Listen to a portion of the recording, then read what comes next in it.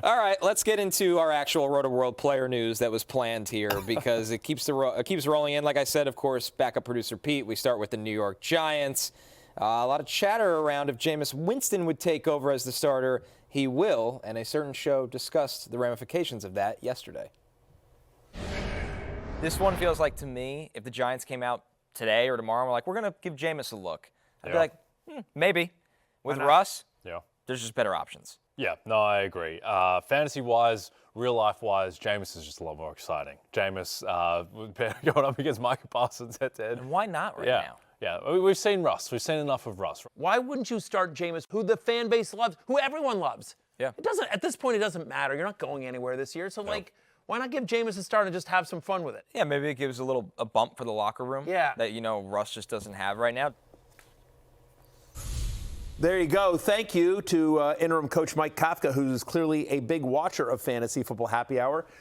Just a little while after the three of us posited that, Jameis Winston officially named the starter or elevated to number 2. In the event that Jaxson Dart can't go on Sunday, it will be Jameis Winston under center for the G-Men. Dart's in concussion protocol, so a little bit of an assumption, but Jameis being elevated to the number 2, he's going to get the reps this week of the number 1, barring something miraculous and borderline dangerous with Jaxson Dart. Yeah.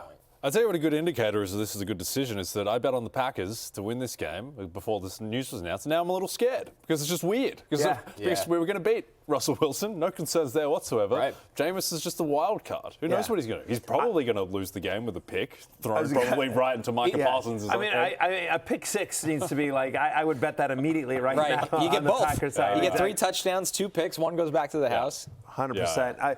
The news that Jameis Winston is in line to start for the Giants if Jaxson Dart can't go just means excitement all over. You see the numbers here under Jameis and his starts last year with the Browns. 12-12. Right, and Matthew Stafford's 25-2. I understand, but Jameis had the famous 30-30 season with the Buccaneers once, right? 30 touchands, 30 interceptions. Which, by the way, but they need to do a documentary on. 30 seasons. Him and Juan Soto.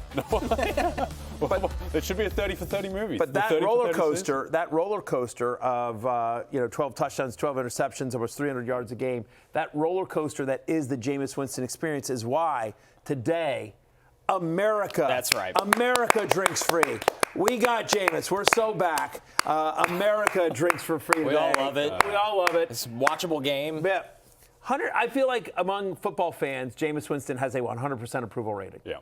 Oh, I mean, obviously, the post-game quotes, the pre-game huddles, the in-game decisions, for better or for worse. Yeah, the pick 6. Yeah, I don't know if God watches Peacock at 12 p.m. on Wednesdays, but if you are watching God, please do not deliver Jameis from pick 6s because we need him. We need him like oxygen. It's great theater. Said a man that's got a lot of money on the Packers this weekend. Now, again, fantasy-wise, look, Jameis is a little bit prone to throwing interceptions. You don't love the matchup with Green Bay. They just held the Eagles to 10 points. Jameis, who is a bit turnover prone.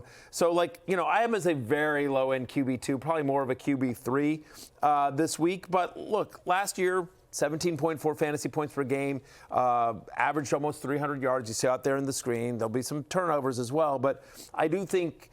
For those people that have, if you've invested in Wan'Dale Robinson, if you use him, if you're in a deep league, you're desperate, Darius Slayton, because Jameis will sling it.